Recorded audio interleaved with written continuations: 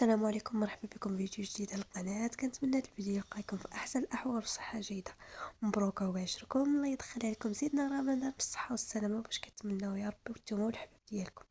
اليوم ان شاء الله جبت لكم شباكية سهلة وبسيطة بدون تعقيدات، ودغيا كتوجد بدون بزاف ديال الشقاوة وبزاف ديال التمارة. غادي نحتاجو مكونات بسيطة، تابعوا معايا الفيديو من الاول حتى الاخر باش تشوفوا الطريقة والمقادير.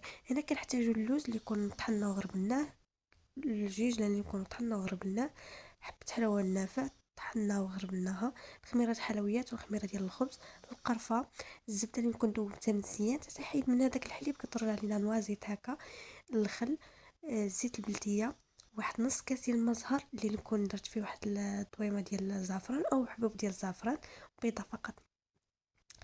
اهم حاجه في هادشي كله باش كتجينا ديك الخليط ديالنا العجين اللي ما تتقطعش وما كتعذبناش، هي نستعملوا الخلاط ديال العصير، ضروري مؤكد.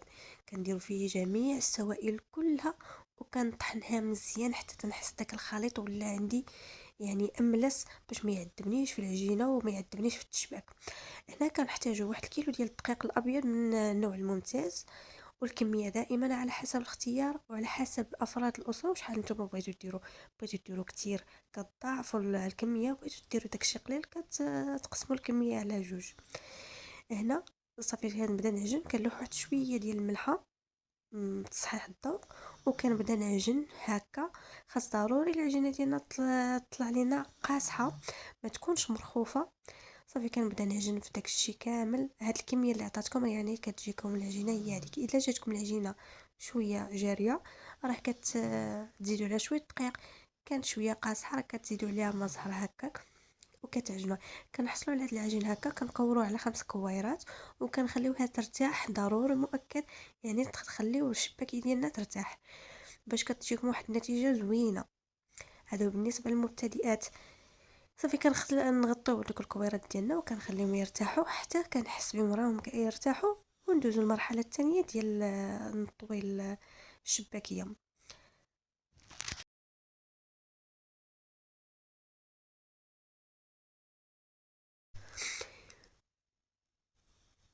صافي هنا من كترتاح الشباكيه ديالنا كنرش السطح العمل بشويه ديال الدقيق باش كتسهل علينا المأموريه، وكنبدا نسرح سميتو القطعه الاولى كنسرحها يعني على شكل مستطيل كبير.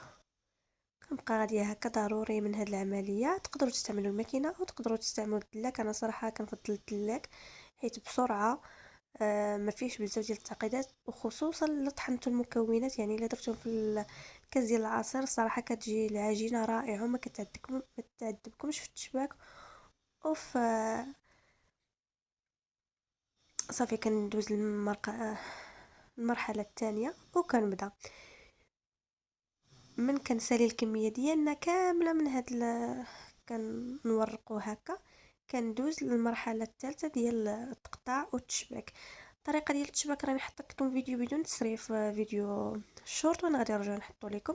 كنقطع 5 القطع ونقطع قطعه كبيره، نقطع 5 القطع ونقطع قطعه كبيره. صافي كنجي على هذا الشكل. كما قلت لكم الفيديو غادي تلقاوه محطوط فيديو شورت، الطريقه ديال التشباك بالبطء، وكنمشي على هذا الشكل حتى تنسالي الكميه كلها اللي عندنا.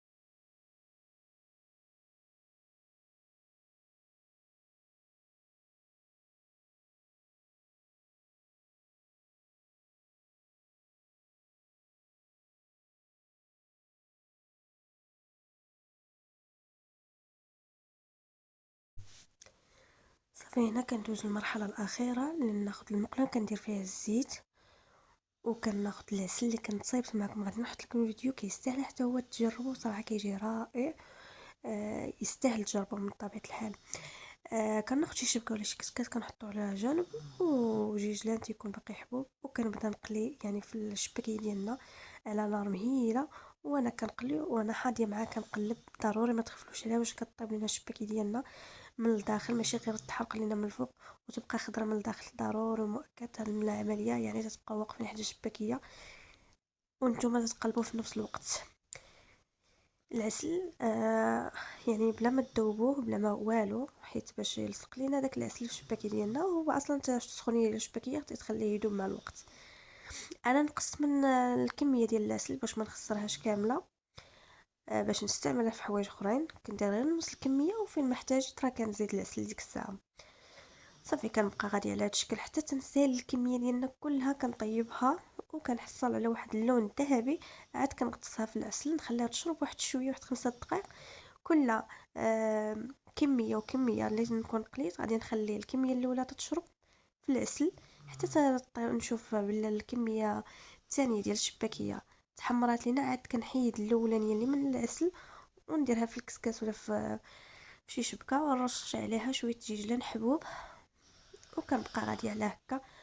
يعني شوفوا تبارك الله ما شاء الله العسل كيف تيجي يعني رائع، وحتى اللون ديالو ما عندي ما نقول فيه. كنبقى غادي على هذا الشكل حتى تنسالي الكميه كيف ما قلت لكم.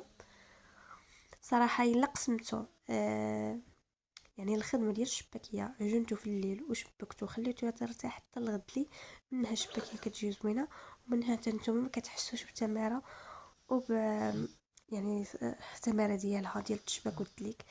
انا كنحصل على هذا الشكل وكنقدموها بالصحه والراحه كتجي رائعه ومشربه ومجعبه. كنتمنى الى عجبكم الفيديو ما تبخلوش عليا باللايك واشتراك وتفعيل الجرس باش يوصلكم دائما كل جديد. بارطاجيو الفيديو مع الحباب والصحاب، ولا جربتوا الشباكيه في الكومنتات قولوا لي. والى اللقاء باذن الله.